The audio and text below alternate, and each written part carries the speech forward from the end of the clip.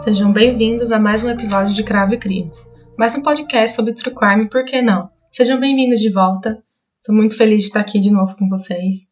Continuo firme e forte, não irei desistir, não mesmo. E o episódio de hoje ele vai ser um pouquinho diferente do que eu fiz nos outros últimos episódios.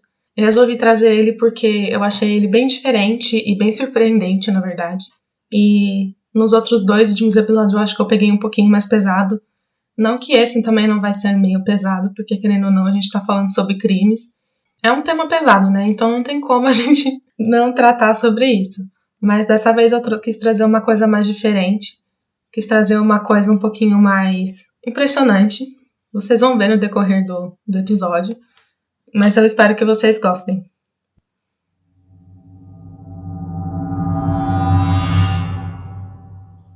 Antes de começar o episódio, gostaria de deixar alguns avisos.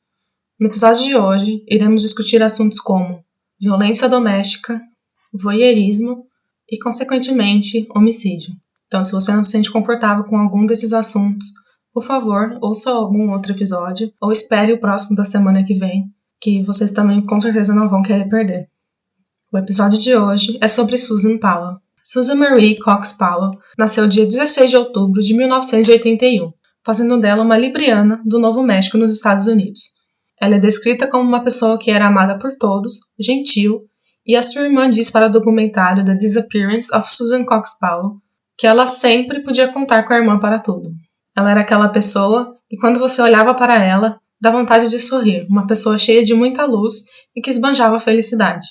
Uma mulher que tinha um sonho de se casar e ter uma família. Por mais que ela amasse maquiagem e queria ser uma maquiadora, o sonho dela era ter uma família. É descrito que ela amava fazer as pessoas se sentirem bonitas e ela amava também poder se maquiar. Mas o sonho realmente dela era ser mãe e ser uma esposa. Ela era uma pessoa que ia atrás do que a fizesse feliz, muito positiva e que sempre fazia questão de que todos à sua volta estivessem felizes também. Ela amava crianças e seu pai dizia, para o documentário, que ela estava impaciente para encontrar alguém que ela pudesse dividir esse sonho. E foi quando ela conheceu Joshua Powell, um rapaz que frequentava a mesma igreja que ela. E nessa igreja, eles tinham um grupo de jovens solteiros e é descrito que ela se apaixonou por ele à primeira vista. Eles se conheceram quando ela tinha apenas 18 anos e Josh tinha 20 na época.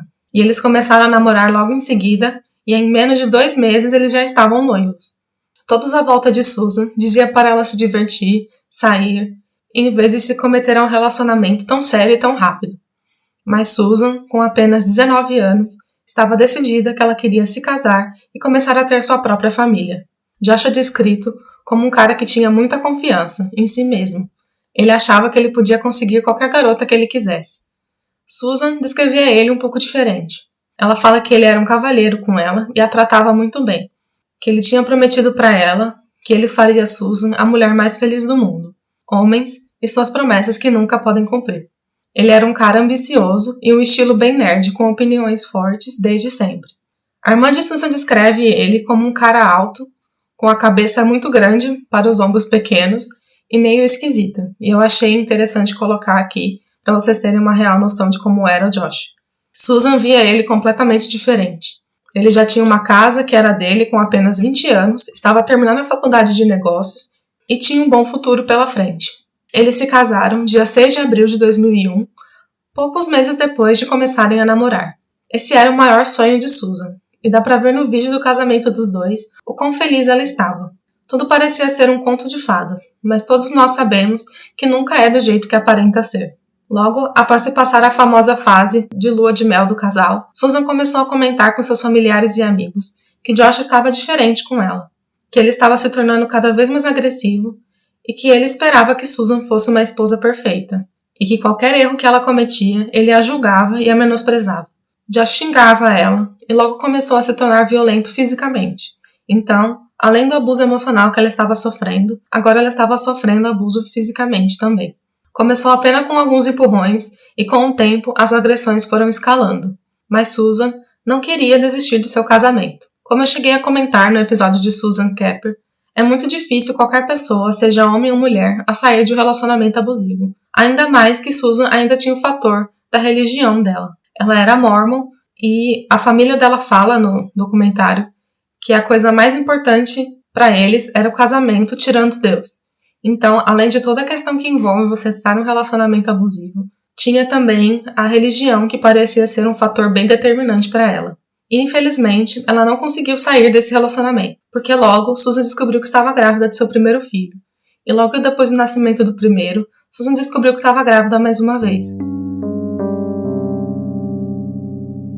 Relacionamentos abusivos são cheios de controle em geral do abusador, principalmente das finanças da casa, com muitos ciúmes.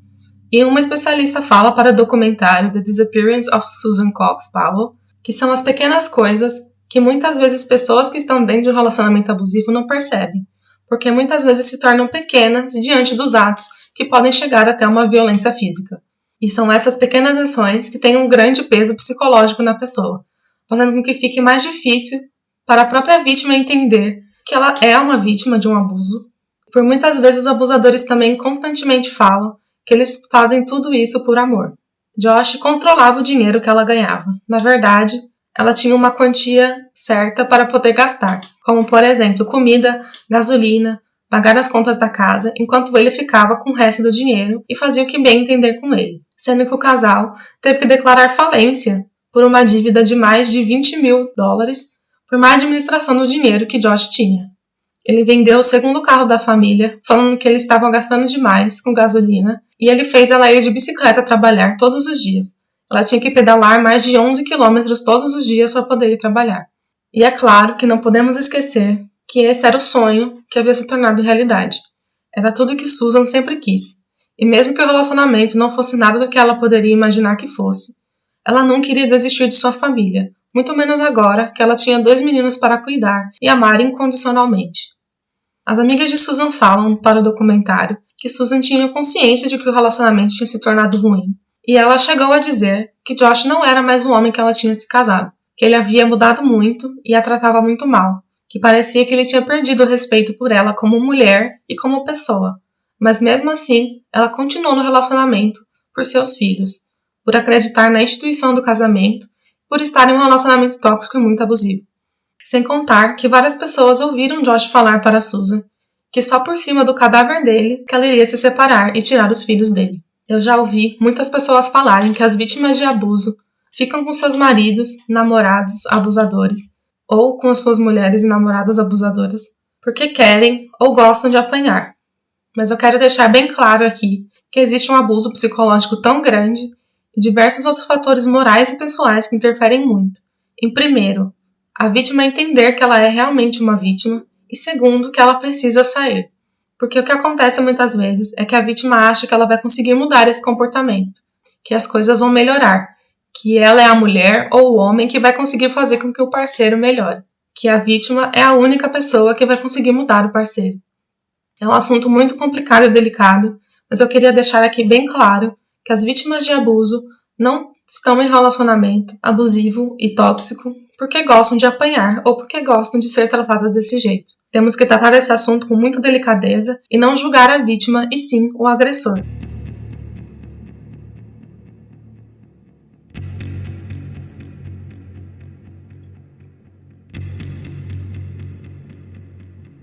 No documentário, é mostrado o quão Susan amava seus filhos e faria tudo por eles. Os filhos dela eram os amores da vida dela, e ela não queria que os seus filhos lidassem com seus pais se separando. Então, Susan fingiu que estava tudo bem, que mesmo que ela sofresse, ela ia ficar pelos seus filhos e pela instituição que ela acreditava que era o casamento. No documentário If Something Happens to Me, The Murder of Susan Powell, Josh é descrito como um pai só de aparências, porque ele não queria nem ao menos trocar as fraldas dos seus filhos ou dar banho neles. É descrito que ele simplesmente parou de se importar com Susan um pouco depois das crianças nascerem, que ele não se atraía mais por ela sexualmente e que eles estavam constantemente brigando. Josh se mostrou ainda ser muito controlador, ainda mais com dinheiro, que na verdade era ela que ganhava. Ele não conseguia parar nenhum emprego e ele queria montar o computador de última geração para ele e as despesas da casa ficaram para trás. E ele não queria mais nem abraçar a esposa, muito menos que ela o tocasse. Ele não queria cuidar das crianças e toda a responsabilidade da casa, dos filhos e de ganhar dinheiro era de Susan. E é quando vamos entrar nos eventos do caso de hoje. No dia 7 de dezembro de 2009, Diversas pessoas começaram a perceber que Susan, Josh, as crianças, não apareceram e não atendiam o telefone. Era no começo da semana e nenhum dos dois adultos tinha comparecido ao trabalho. E eles não tinham dado nenhuma justificativa para faltar. E as crianças também não tinham ido para a escola. Então, a mãe de Josh liga para a polícia para que eles possam averiguar se tem algo de errado, porque também ninguém atendia o celular. E vamos lembrar que estamos no começo dos anos 2000, então os celulares não são tão utilizados assim para mensagem, então todo mundo estava muito preocupado com eles. Os familiares do casal acharam que, como estavam no inverno, talvez eles deixaram o gás ligado, por conta do aquecedor, e estavam desacordados em casa. Então, era só para checar se estava tudo bem com eles mesmo e o porquê eles não estavam atendendo o telefone. A polícia vai até a casa de Josh e Susan, mas não encontram ninguém por lá. Então, eles pedem autorização dos familiares para poder arrombar a janela da casa para averiguar se tinha algo de errado. E descobrem que a casa estava completamente vazia e incrivelmente limpa, com ventiladores ligados na direção do sofá e do carpete, e a bolsa de Susan estava intocável ao lado da cama do casal. Dentro da bolsa estavam todos os pertences de Susan, como as suas chaves, documentos, tudo o que ela precisaria para poder sair e viajar para algum lugar. E o carro da família não estava na garagem, o que fez com que as coisas ficassem cada vez mais esquisitas. Não tinha nenhum indício de que havia tido alguma briga ou algo do tipo. As coisas estavam em extrema ordem, apenas faltando os cobertores das crianças na cama, mas de resto tudo normal demais. Então, os policiais tiram foto do local, mesmo não sabendo o que estava acontecendo no momento. O que foi muito bom, porque eles trataram logo de princípio como uma possível cena de crime. A última vez que alguém teve contato com a família foi no dia anterior. Uma vizinha tinha passado na casa deles para conversar com Susan e descreve que Josh não estava agindo normalmente. Josh, como eu já citei, era uma pessoa que não ajudava sua esposa em nada em casa. É descrito que ele ficava horas no computador e quem era que cuidava de tudo era Susan, porque ele não conseguia manter o emprego e ele estava ocupado demais com seu computador. Mas nesse dia, ele estava cozinhando e se oferecendo para fazer o jantar, o que era uma coisa totalmente fora do normal, que até a vizinha estranhou esse comportamento dele. É descrito que ele fez panquecas para a família e oferece somente para Susan. Um pouco tempo depois, a vizinha fala que ela começou a se sentir muito estranha e muito sonolenta, e é quando Josh pede para a vizinha ir embora, o que torna a situação ainda mais estranha, porque a impressão que dá é que Josh teria drogado ela, mas a gente vai conversar um pouquinho sobre isso mais pra frente.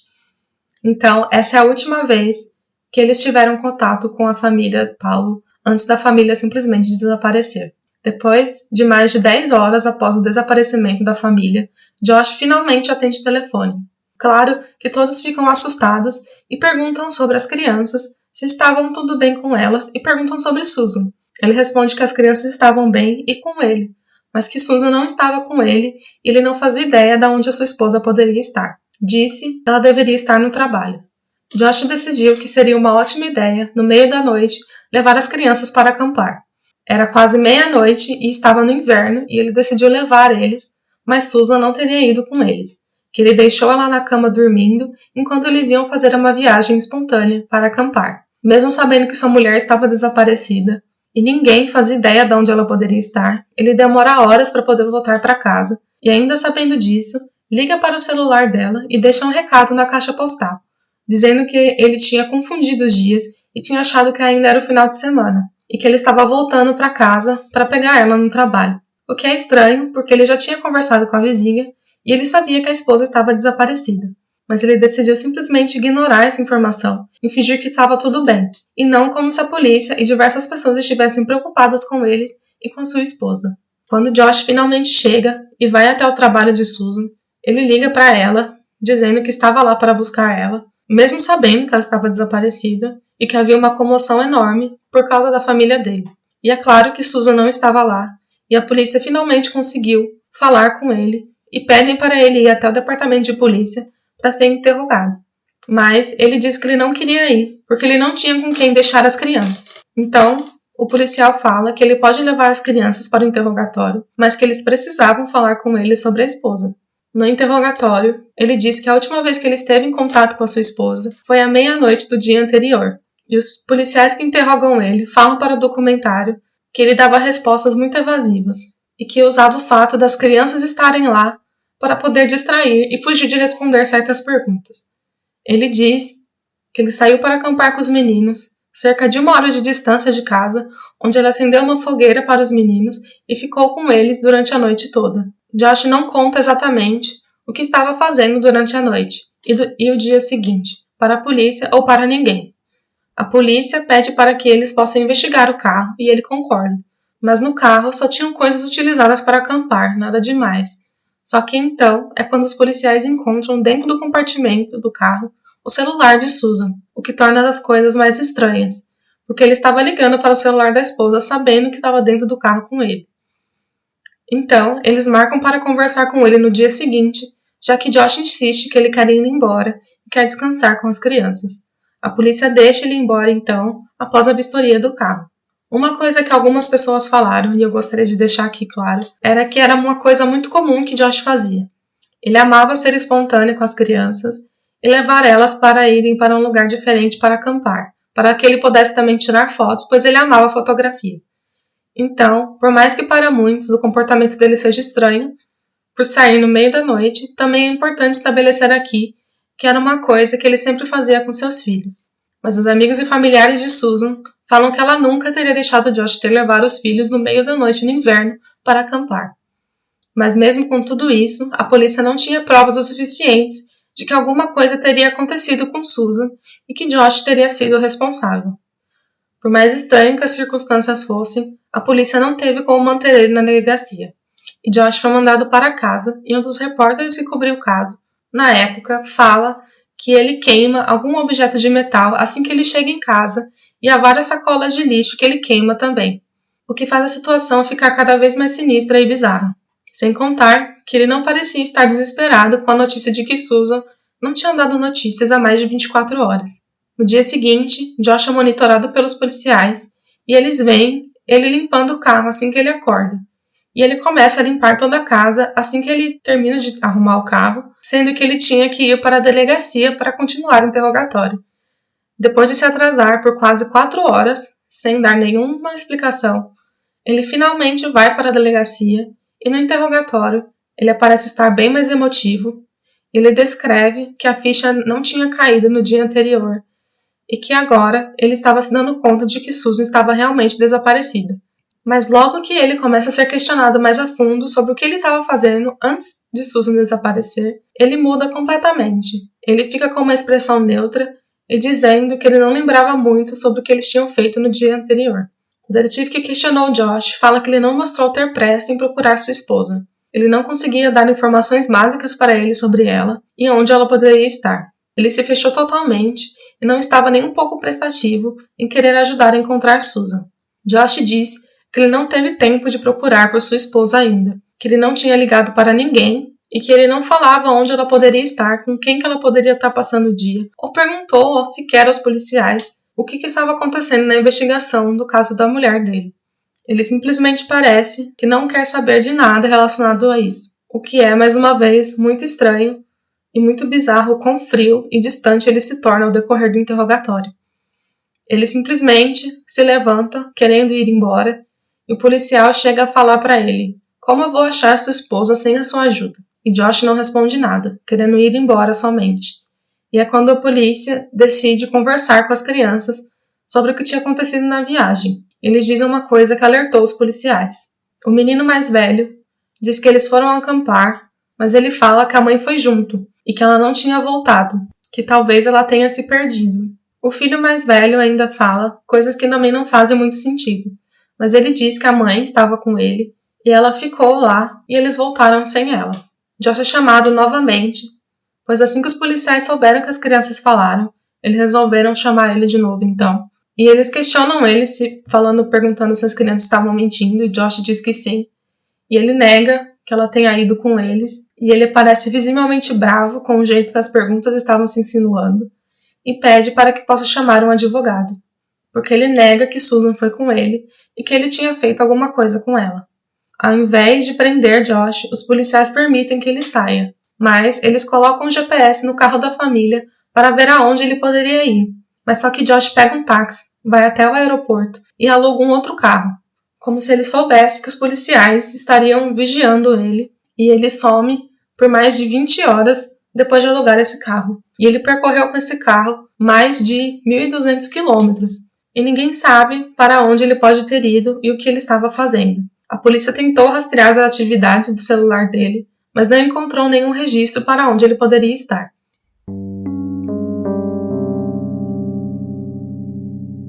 Quando os policiais começaram a perguntar para os amigos e familiares sobre como era o casamento dos dois, eles descobrem que Josh estava mentindo o tempo todo para eles.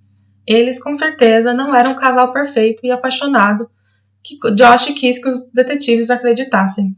É reportado por uma amiga de Susan que ela tinha ido até a um advogado para tentar se divorciar de Josh, e que esse advogado aconselha ela a fazer um vídeo para documentar todos os pertences dela. Susan chega a fazer esse vídeo, e nessa gravação, ela estava fazendo um inventário das coisas que ela tinha na casa. Uma coisa que ela sempre vai dizendo no vídeo é que as coisas do marido eram somente dele e ninguém podia mexer. E ela vai contando como é o casamento dos dois. Como ele, uma vez, estava com tanta raiva que socou a parede e fez um buraco nela. Mesmo sem ter percebido, ela contou como realmente era a vida entre os dois. Susan chega a dizer uma coisa no vídeo que muda tudo. Ela fala que se alguma coisa de ruim acontecer com ela ou com a família dela, que ela estava documentando todos os pertences da família. O que é triste de se assistir, porque ela parece que sabia que algo de ruim ia acontecer. Mas ela não chega a seguir com o divórcio, porque, como eu falei, ele chega a ameaçar ela, que se ela se divorciar, ela nunca mais ia poder ver os filhos de novo, e Susan mesmo acabou dizendo para amigos que ela iria fazer de tudo para salvar o casamento dela antes de sair dele.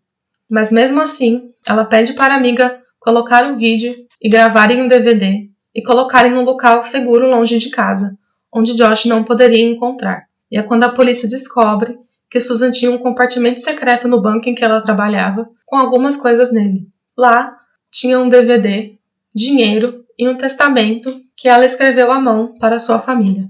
Nesse testamento está escrito somente para a família dela e não para o marido, porque ela não confiava nele. No testamento, ela descreve o quão ruim o casamento era dos dois e que Josh tinha feito um seguro de mais de $1 milhão no nome dela e que ela jamais deixaria seus filhos, e ela diz que se ela morrer, talvez não possa ser um acidente. O que é claro que isso é uma evidência muito importante, porque as últimas palavras de Susan, e ainda mais por ela fazer isso sem o marido ter ao menos ideia do que ela tinha feito, como se ela estivesse esperando que algo de ruim fosse acontecer com ela.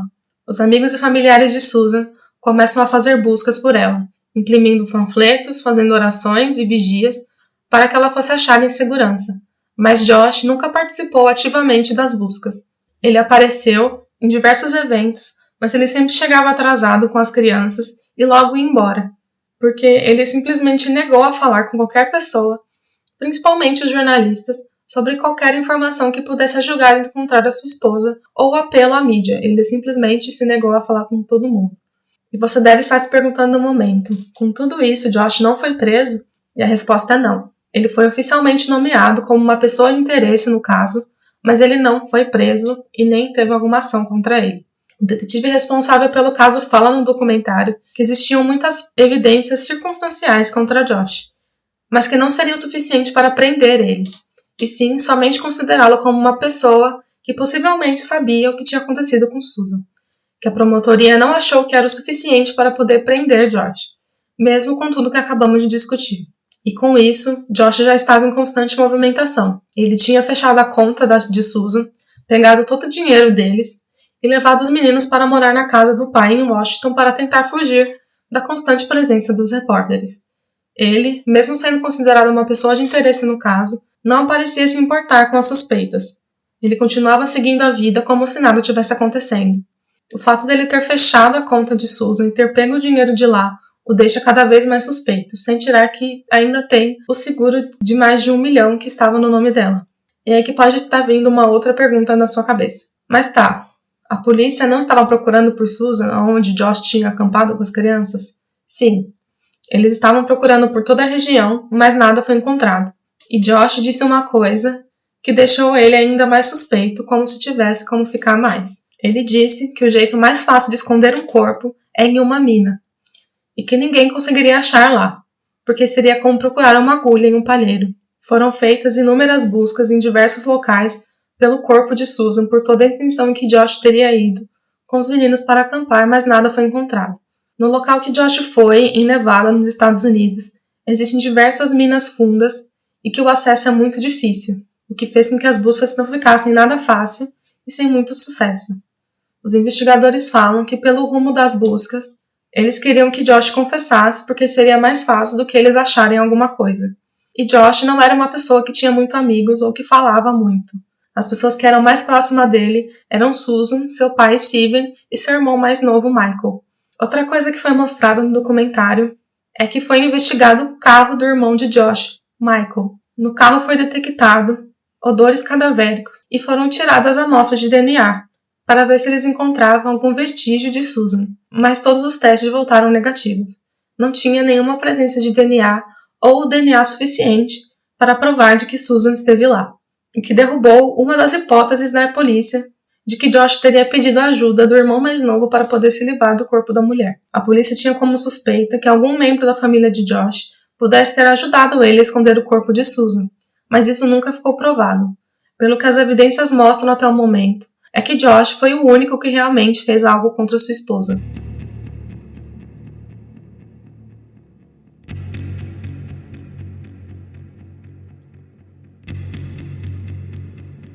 Com Josh na casa do pai, Steven, o pai dele, acaba se tornando o defensor pessoal dele, fazendo entrevistas e tomando conta de negar que seu filho tinha algum envolvimento no desaparecimento de Susan. Eles se isolam de tudo e todos na casa do pai de Josh, fechando tudo e não comentando nada com ninguém.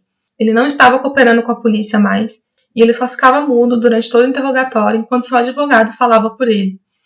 Ele tinha se mudado de cidade, então ele também não estava ajudando nas buscas para encontrar Susan. E ele se fechava cada vez mais em seu mundinho. Então, a irmã de Josh se voluntaria, na verdade, para tentar fazer com que ele confessasse o que ele tinha feito com Susan. Ela usa um dispositivo de escuta dado pela polícia e encurrala Josh para perguntar qual era a verdade.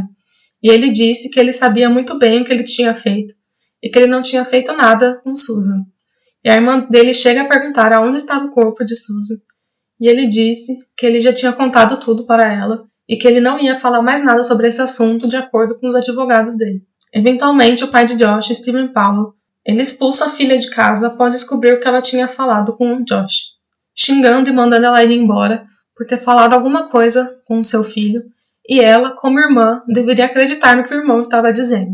Enquanto isso acontecia, os pais de Susan e seus amigos não pararam um segundo de procurar Susan e fazer com que seu rosto ficasse nas mídias e não fosse esquecido. Eles organizaram um evento chamado Buzinas por Susan, onde eles escolheram aonde o pai de Josh trabalhava, e todos os carros que estavam passando, eles pediam para buzinar, para sinalizar que eles lembravam do rosto dela, e isso fazia com que as pessoas ainda tinham noção do que estava acontecendo e manter a imagem de Susan viva.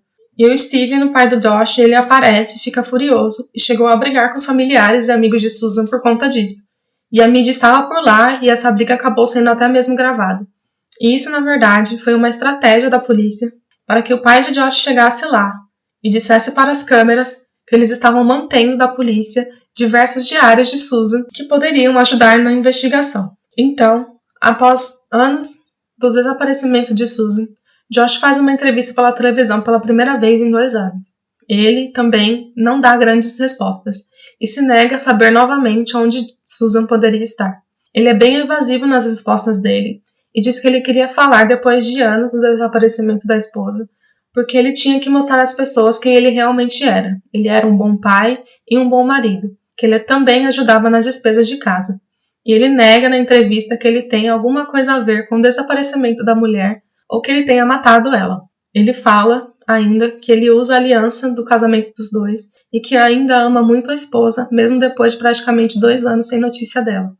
Ele diz para a entrevista que ele era uma pessoa muito espontânea e que ele só quis levar seus filhos para passear, mesmo que tenha sido no meio da noite e no meio do inverno. E ele diz que quem conhece ele sabe que ele é assim e que ele não iria comentar mais nada sobre isso, de acordo com os conselhos dos advogados dele.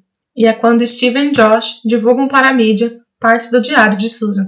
Esses diários eram desde a adolescência de Susan, e claro que todos nós que já fomos adolescentes sabemos como o tipo de coisa que a gente escreve dentro de um diário, desde como estamos bravos com os nossos pais, até mesmo do crush.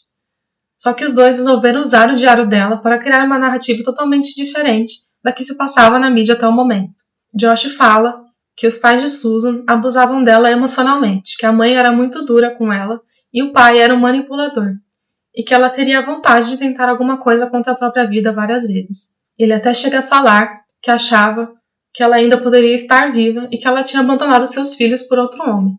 A entrevistadora chega até a falar: como assim você acredita que a sua esposa tenha fugido com outro homem? E ele chega a falar que ela era uma pessoa muito sexualmente ativa e que ele não duvidava que ela pudesse ter feito alguma coisa dessa. O que é totalmente mentira, só para deixar claro aqui. Com essa entrevista, o que deu para perceber é que eles estavam tentando mudar a imagem dele e dela para a mídia. Ele queria se colocar num papel de pai abandonado pela esposa e que agora ele estava cuidando dos filhos sozinho, enquanto ela estava viva por aí com outro homem. Mas nós sabemos que não é verdade. Não vamos esquecer o que Susan disse em seu testamento e sobre o que ela disse para os amigos e familiares. Ela estava com Josh porque realmente queria que o seu casamento desse certo, e ela nunca abandonaria seus filhos. Outra coisa que foi comentada no documentário foi que Josh e Steven nunca deram esses diários para a polícia, que no começo eles falaram que eles iam entregar, mas depois da entrevista eles se negam a dar, nem que se fossem as cópias. E o pai de Josh, o Steven, na verdade, ele quis dar uma entrevista e ele começa a falar coisas que são extremamente chocantes e bizarras. Steven diz que ele tinha um relacionamento com Susan, que eles tinham uma relação sexual e que esse era o jeito de Susan. A entrevistadora até chega a falar que era a nora dele, mas ele parecia não se importar muito que seja lá quem ela fosse. Ele disse que era verdade. Ele até chega a dizer que ele estava apaixonado por ela e que era por causa dela que essas coisas aconteceram.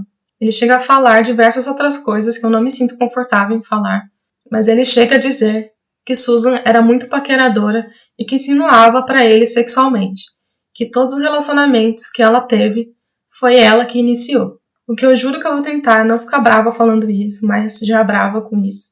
É uma estratégia para manchar a reputação de Susan e também o que tem de mais uma mulher iniciar as relações ou manter algum tipo de interesse. Não consigo entender como tem gente que consegue ser tão machista e ter uma mentalidade tão arcaica. É bem óbvio que nessa entrevista o objetivo dos dois era tirar a atenção de Josh e queriam que Susan fosse vista de uma maneira completamente diferente, manchando sua reputação e até mesmo tentando mudar toda a narrativa. O que com certeza fez com que o foco das investigações do público se voltassem não para Susan, mas para o pai de Josh, o Steven.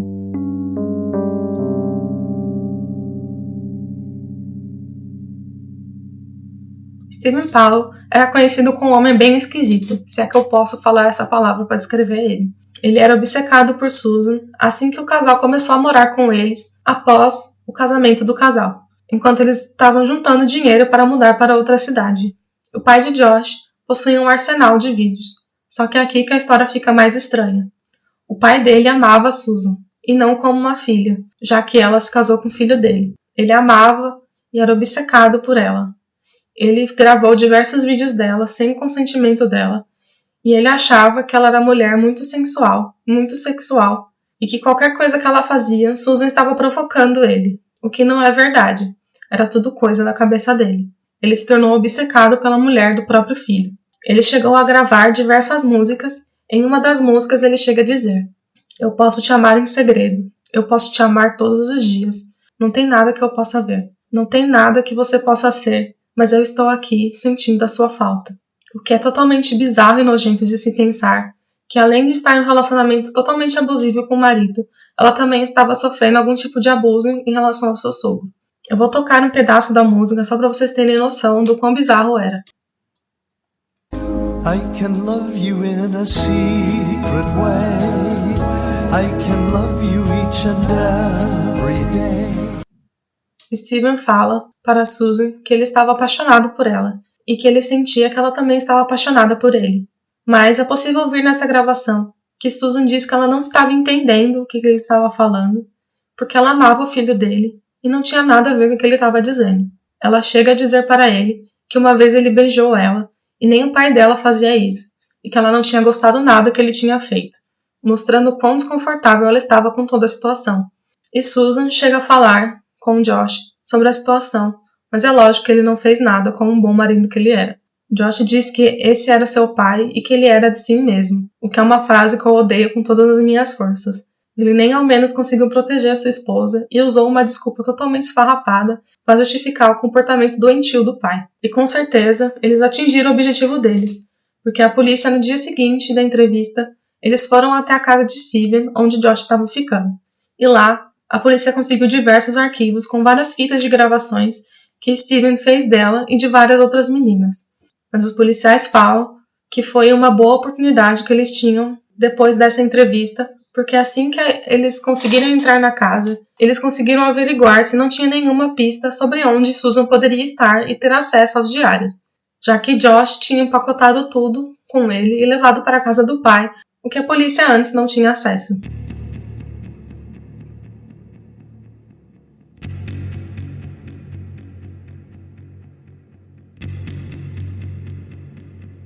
Antes de continuar, vou deixar aqui o aviso que irei tratar de um assunto delicado que não é nem um pouco confortável. Steven stalkeava Susan e irei descrever somente um pouco do que ele fazia. Pule uns 20, 30 segundos se você não se sentir confortável. E o que a polícia descobre é ainda mais bizarro. Além dos vídeos sem o consentimento de Susan, ele colocava espelhos na porta do banheiro para ver se conseguia gravar a imagem dela sem roupa ou tomando banho. Era um nível extremo de um stalker e de um pervertido. Susan provavelmente não sabia da gravidade do nível do qual seu sogro era obcecado e pervertido por ela. Ele tinha vídeos em que ele pegava as roupas íntimas de Susan e cheirava elas. Guardava todo tipo de lixo que Susan tinha, como por exemplo absorvente usado, e claro que ele era super organizado com isso, porque ele chegava a colocar até data dos itens que foram usados por ela. Ele tinha diversas fotos, vídeos, diários sobre como ele era obcecado por Susan. Ele chega a seguir ela só para filmar ela com alguma roupa que ele achava que ela tinha vestido por ele. É um nível totalmente bizarro e nojento de se ouvir e de se ver. Além de Susan, haviam mais de 2.000 imagens de garotas. A maioria era menor de idade, dos 7 aos 12 anos de idade, se trocando ou usando banheiro e é claro que sem o consentimento delas. Ou seja, Steven Powell era um pervertido de carteirinha com certificado, mestrado, doutorado e MBA. E ele foi processado por esses conteúdos, e por mais que ele fosse um pervertido, a polícia descartou que ele estava envolvido no desaparecimento de Susan, porque ele tinha um bom álibi. Ele morava em outra cidade e estava com seus filhos no dia em que ela desapareceu. Então, ele não podia estar envolvido no desaparecimento de Susan, mas ele foi sentenciado a 5 anos pelos conteúdos que foram considerados como pornografia infantil e por voyeurismo. Já chega de falar desse pervertido, e vamos falar sobre o que aconteceu depois de tudo isso que foi exposto. Com tudo isso que eu acabei de dizer, o Serviço de Proteção de Crianças de Washington tirou o direito de Josh de ter as crianças, já que eles julgaram que eles estavam em perigo. E é quando os pais de Susan entram em um processo para tentar conseguir a guarda dos netos e tirar o direito de Josh de manter seus filhos. Os investigadores falam que parecia que Josh tinha medo de que seus filhos poderiam falar alguma coisa. Mas a polícia fez diversas entrevistas com as crianças. Pelo que eu percebi nas entrevistas, é que parece que eles foram muito bem treinados para não contar nada sobre a mãe. O máximo que eles falam é lá no começo que eles dizem que a mãe teria ido com eles acampar, mas que ela não tinha voltado. Mas depois disso a polícia não conseguiu mais nada. E claro que Josh ainda tinha o direito de ver os seus filhos, mas era uma visita supervisionada. Então, sempre que Josh quisesse ver os filhos, teria que ser com uma supervisora para garantir a segurança das crianças, que deveria vir sempre em primeiro lugar. Antes, seria em um local onde outras pessoas faziam visitas, mas muitos pais se sentiram desconfortáveis na presença de Josh. Então, as visitas ainda eram supervisionadas, porém ia ser na casa dele. Na audiência, ele argumenta que ele não fazia ideia que o pai possuía pornografia infantil em casa. E ele sabia que o pai tinha uma obsessão por pornografia em geral e que ele achava estranho, mas nada que ele soubesse que era ilegal ou que não fosse seguro para seus filhos, que na época tinham apenas 6 e 4 anos de idade. E é quando o segundo evento do caso de hoje acontece. Em fevereiro de 2012, as crianças iriam visitar seu pai. A supervisora leva os meninos para a casa do pai, e assim que eles chegam, é reportado que eles saem correndo para encontrar o pai. Só que dessa vez, seria completamente diferente, e o final que eu acho que ninguém está esperando. Josh, assim que vê a supervisora, a alguns metros de distância, fecha a porta na cara dela e tranca a porta. e logo ela sente cheiro de gasolina, o que fez com que ela entrasse em desespero.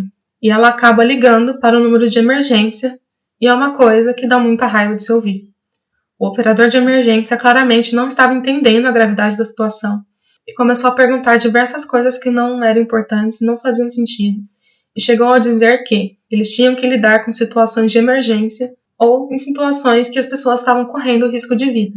E a supervisora diz que ela estava com medo do que ele poderia fazer com as crianças e que era uma situação perigosa, porque além de sentir o cheiro de gasolina, que eu já acho que é uma situação de risco de vida para as crianças, até mesmo para Josh, ela também fala que ele tinha perdido a guarda das crianças e ela não sabia como ele iria reagir. Só que, infelizmente, a ajuda não chegaria a tempo. Pouco tempo depois, houve uma explosão que foi fatal e tirou a vida de Josh e dos 2 meninos de Susan. Josh havia tirado sua própria vida e resolveu, durante a visita, que ele iria tirar a vida de seus filhos junto com a dele.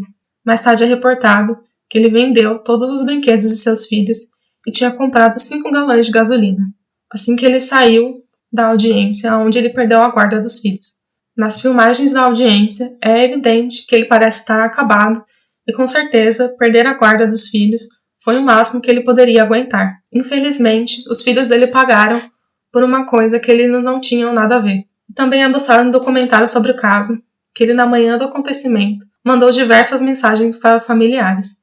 Ele chega a se despedir de diversas pessoas, mas infelizmente ninguém viu as mensagens a tempo de salvar pelo menos a vida dos meninos. Ele diz que ele não conseguia viver sem eles, que ele não aguentaria mais ter que lidar com tudo isso. A autópsia só evidenciou o que tinha acontecido. Só que tem mais. Antes de colocar fogo na casa, ele bateu nas crianças com um machado na cabeça. Fez com que elas ficassem desacordadas antes de jogar gasolina, tudo, e atear fogo. A supervisora fala que ela conseguiu ouvir Josh dizer para os meninos que ele tinha uma surpresa para eles, e dizem que foi quando ele surpreendeu as crianças com diversos golpes na cabeça antes de cometer o ato horrível que ele fez. Os avós das crianças ficaram desolados, porque com certeza eles tinham feito tudo o que era possível para salvar e proteger os meninos, mas infelizmente não foi o suficiente. A irmã de Susan diz em uma entrevista: "Nós fomos roubados e ele levou 3 vidas que eram as mais preciosas para nós. E saber que a mesma pessoa que fez isso é desolador." A supervisora chega a dizer para o documentário que antes ela rezava para que Susan estivesse viva, mas depois do que tudo aconteceu, ela começou a rezar para que ela estivesse morta, porque assim ela poderia encontrar seus filhos no céu. Esse caso se mostrou ser cada vez mais triste e inacreditável ao mesmo tempo, mas os familiares e amigos de Susan dizem que eles não ficaram surpresos que ele tenha feito o que ele fez. Muitos dizem que talvez ele quis matar as crianças também, porque ele queria se livrar, literalmente, das evidências junto com ele naquele dia. Josh não foi honesto desde o começo e tentou de tudo por muito tempo se safar das suas ações e, infelizmente, o que ele fez no final ele conseguiu. Acredito que tenha sido uma falha no geral. Desde o começo da investigação até o sistema de proteção de crianças permitiu que Josh tivesse o direito de receber visitas na sua própria casa e nem em um local seguro. Os avós maternos fizeram uma ação contra o serviço de proteção e contra o estado de Washington porque eles acreditavam que o sistema falhou em proteger os meninos, o que acarretou no fim trágico deles. Eles pediram que eles fossem indenizados com $35 milhões para o mais velho e $50 milhões para o mais novo. $5 milhões para cada minuto que os meninos sofreram na mão do próprio pai. O corpo de Susan nunca foi encontrado, e ela ainda é considerada como uma pessoa desaparecida. O que se especula que aconteceu foi que no dia anterior de seu desaparecimento, Josh teria dopado ela enquanto ele tinha feito aquela panqueca enquanto a vizinha visitava, e que ele teria matado ela durante a noite e levado o corpo para algum lugar onde eles foram acampar. Nunca houve evidência suficiente para que Josh fosse realmente acusado de ter parte no desaparecimento de Susan. Existiam muitas evidências circunstanciais, e por mais que ele pareça culpado, a promotoria nunca achou o suficiente para montar o caso contra ele. As ligações falsas que ele fez para o celular, sabendo que estava com ele no carro, como ele nunca foi ativo nas buscas pela mulher e nunca cooperou com a polícia para achar sua esposa, como o porquê os ventiladores estavam ligados na direção do sofá e do carpete, e porque ele nunca quis que os seus filhos ficassem com os avós maternos, e como ele agiu no geral foi sempre muito suspeito. E é uma coisa que é discutida no documentário. que muitos acreditaram que eles poderiam ter sim um caso contra Josh e prender ele no mínimo. Por mais que eles nunca acharam o corpo de Susan, muitos acreditavam que pelo menos ter entregue o caso para que um júri julgasse se eles acreditavam ou não que Josh era culpado, teria sido melhor do que ter deixado ele solto. Ele poderia ter sido preso e talvez ele não teria tirado a própria vida e matado seus filhos pequenos. Por mais que a gente viu que a polícia tenha levado a sério as investigações desde o começo, na minha opinião, eu acho que faltou um pouco da polícia encurralar e encarar as evidências que eles tinham na mão. Nós vimos no caso de Kristen Smart que mesmo depois de anos e de várias evidências circunstanciais, Paul acabou sendo preso por isso. Mas não foi o caso de Josh, e que poderia ter evitado muitas coisas que ele fez depois. Ou até mesmo podemos falar que o serviço de proteção da criança falhou em deixar os filhos dele visitar ele na casa dele, com apenas uma pessoa vistoriando. Eu acho que ficou muito fácil para ele simplesmente fechar a porta e fazer o que ele fez.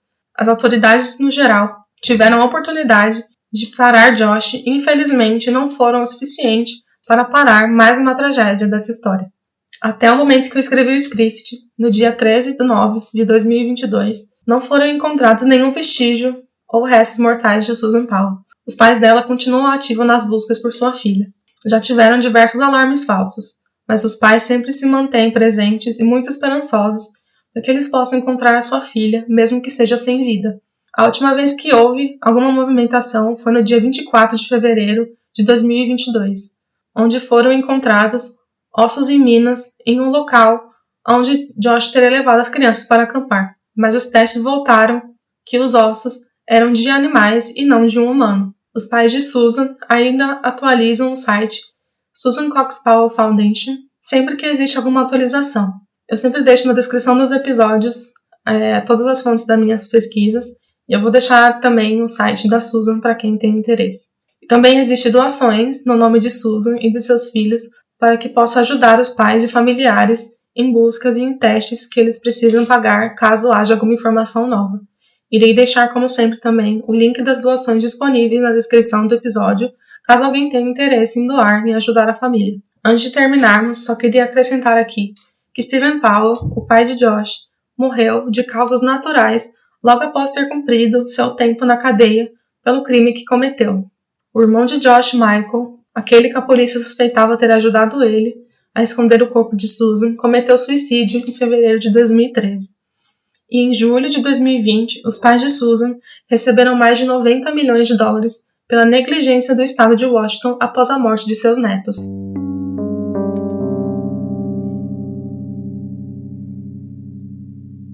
Então é isso, espero que vocês tenham gostado do episódio de hoje. Eu conheci o caso de Susan por um vídeo no YouTube que eu assisti, é um canal chamado da Kendall Ray, que é muito incrível e traz diversos casos super interessantes. E lá ela chegou a comentar que esse caso era parecido com o do Chris Watts, que é bem famoso e que tem até um documentário no Netflix falando sobre esse caso. Eu achei super interessante e como é um caso parecido com o Chris Watts e aconteceu até antes desse caso estourar, com certeza me deixou muito curiosa para investigar mais a fundo e também me deixou incrivelmente abismada com tudo o que aconteceu. Esse caso ele tem uma boa cobertura pela mídia e como eu comentei no episódio, existem 2 documentários incríveis sobre o caso para quem tiver interesse. É realmente muito bom e comenta detalhe por detalhe do caso de Susan e de seus filhos. Eu decidi não colocar o nome das crianças no episódio porque eu não achei certo colocar, mas para quem tiver interesse em saber o nome das crianças, está disponível para toda a mídia. E eu ia falar aqui que tem um filme que foi inspirado na história da família Powell, mas o filme não tem nada a ver com o que aconteceu. O filme retrata como personagem principal, como se ele fosse a vítima e a esposa que sumiu depois que ela deu uma de louca e ter fugido com raiva do marido. Acho que é importante deixar bem claro aqui, porque eu vi diversos lugares falando que o filme é inspiração do caso de Susan, mas só que não tem nada a ver com o caso dela. Eu, na verdade, achei bem rude o jeito que é tratado a situação, porque a gente sabe o quanto Susan sofreu e como não tem nada a ver, como ela não sumiu por outro homem e largou os filhos. A gente sabe que Susan sofreu alguma coisa e a família ela tá até hoje desaparecida. Mas para quem tiver interesse, o filme se chama Gone Girl ou Garota Exemplar, mas eu garanto que não tem nada a ver com o caso de Susan e Josh. Então, obrigada mais uma vez por escutarem o podcast. Isso me deixa muito feliz e me motiva a continuar fazendo isso. Temos as nossas redes sociais, estamos no Instagram e no Twitter, é @cravosecrimes com E, e também a gente tem o nosso site e também a gente está no Facebook. É só procurar Cravos e Crimes que você vai encontrar por lá. E não esquece de compartilhar, se inscrever, contar para uma amiga e avaliar o podcast. Isso ajuda muito o podcast a crescer. E também vou deixar o link das solicitações de casos. Por enquanto eu estou fazendo só casos que, na verdade, me surge um interesse. Mas assim que eu começar a receber indicações, eu vou fazer. Então, por favor, tem um link também que eu vou deixar disponível. Sempre deixo disponível na descrição do episódio. Então, para quem tem algum crime que tem curiosidade de ouvir, pode me mandar. Com certeza eu vou fazer. E é isso. Muito obrigada a todos que estão ouvindo mais uma vez. Se cuidem e até a próxima. Cravos e Crimes é um podcast gravado, escrito, produzido e editado por mim, Gabriela.